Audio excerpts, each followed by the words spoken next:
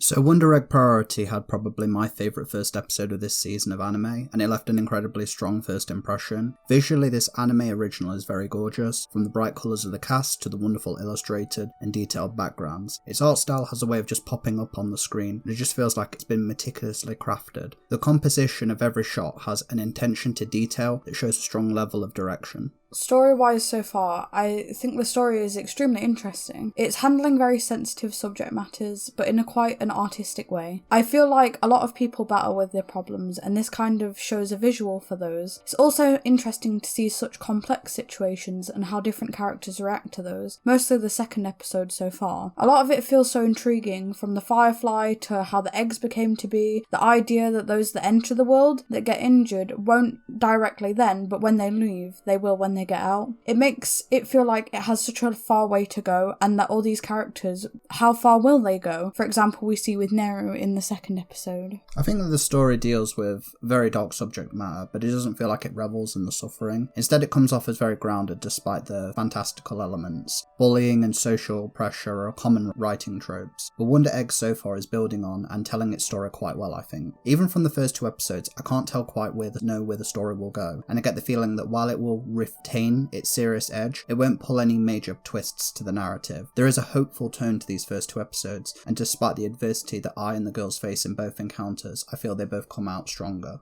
As going on to what you were saying about Neru, as we've only really been introduced to Ai and Neru so far, both are set to be incredibly interesting characters, and if you're a Love Live fan, 3/4 of the cast are Love Live seiyuu, so if you need an additional incentive, there it is right there. I really like that despite Neru, who was introduced at the end of the first episode, she still wasn't in episode 2 a lot. It allowed us to bond a little more with Ai on her own, but that isn't to say that Neru didn't have a major role in the second episode. She is the protagonist of her own story, and I really like that we only see the aftermath of her adventure. It adds a lot of intrigue. Yeah, visually into the story, I feel like it takes interesting and really surreal visuals here. It tends to lend into this kind of energy that Satoshi Kon had with his work, and the visuals being so odd yet pretty and visually interesting. Due to it being a representation of trauma in this world, as we discovered in the second episode, a lot of it, for a creative mindset, in my opinion, tends to relate to a lot of dreams, and you tend to view things more brightly and creatively when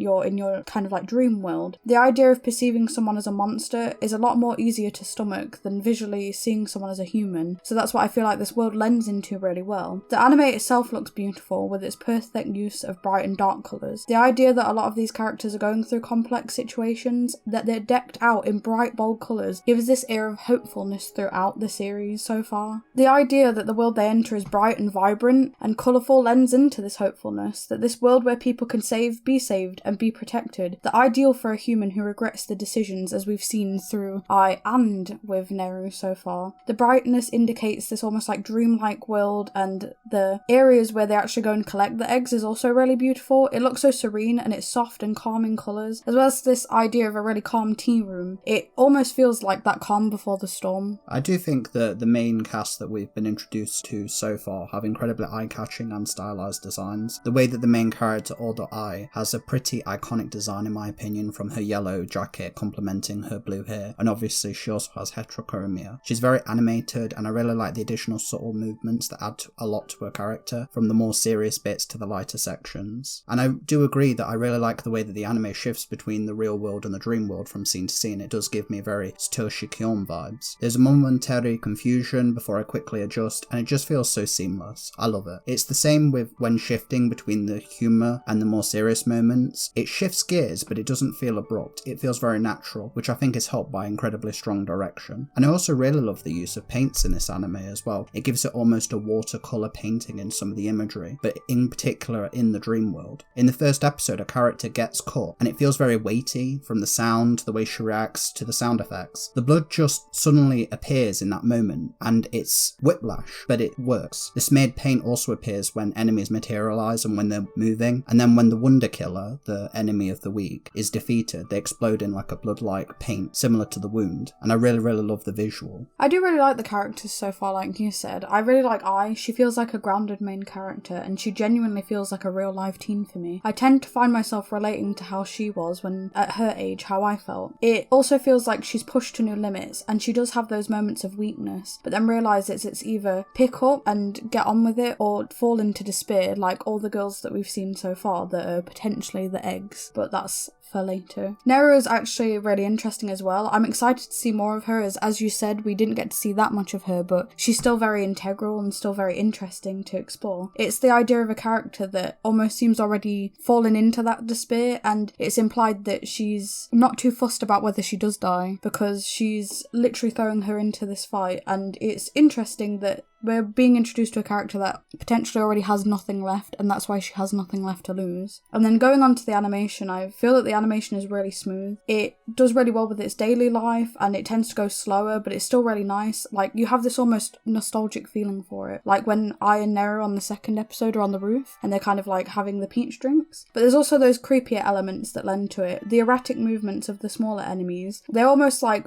bumble around clumsily, and then suddenly make that speedful hit in that first episode, and that hit, you can almost feel it when you're seeing it. It's really amazing. The anime, like you said, has a really good use of weight and this impact that you feel. The main baddies as well always move so interestingly. For the second one, we got that kind of clunky movement, but she's still quite fast when she needs to be. When she catches up to you, you can feel that fear there. I especially like the scene in the second episode where Ai's being kind of spun around by the monster, and it's that really quickness, and it's such high quality animation for me. But something else, I really love the animation of Ai's weapons when they become their normal everyday objects and then suddenly turn into their bigger objects. The movements feel heavy and real, and it's really nice, and the way that Ai gets thrown around as well, it has that weight there which is just perfect. It is very cool with the weapons, and it gives me magical girl-esque qualities, and I do feel that in the enemies, the small little ones, the CGI is very noticeable. I do think it works well within the dreamscape, because in context it helps that they feel like this foreboding alien threat despite their small stature. The creatures are weird, and I don't really know how to describe them, because I wouldn't say that they're really scary, but they are intimidating in the mundanity of their design, so that's interesting in their nature. Going on to Ai as well, I do find that she's an incredibly interesting character, because we do see many faces of her in these first 2 episodes, notably that she's naturally withdrawn and very closed off in the real world, obviously because of her past history with her friend Koito. And then we see that in the dream world, over the course of the 2 episodes, she gains more confidence, and we even see in the second episode as well that she's got that humorous quality to her as well. So I do find her quite a well-rounded character, so I'm interested to see what they do going forward with not only Neru but the other 2 girls as well, who I'm assuming will be part of the main cast. And additionally also the girl of the week, the eggs. I'm interested to see more of them as well. So going on to as well the soundtrack, because I absolutely love the soundtrack. It has such an array of sounds, from the more whimsical fantasy tones to the more creeping horror, tension building in the background, to the more upbeat acceleration in the action scenes, and then even in the latest episode so far we've actually had a bit of dubstep added to it, and as someone who's a big fan of that in WeCross, I was really happy to see it here as well. It's used very effectively in all the scenes. And while I do feel that the second episode was a little weaker compared to the first one, I did think it was a nice follow-up to an already strong first episode, and it's building on that mysteries of the stories. We're only getting bits of it. For example, in the first episode we didn't really know what the enemy was called, but then in the second one we now know that they're called Wonder Killers. So I do highly recommend, if anything, just check out the first episode, because this could have been an OVA on its own, and I thought it was that good, so it's highly recommended from me. I do think the anime has a beautiful soundtrack, and none of the sound ever feels jarring, and it always feels like it aids into the story. This accumulation of music, along with the animation, is able to help you be hyped for Ai or resonate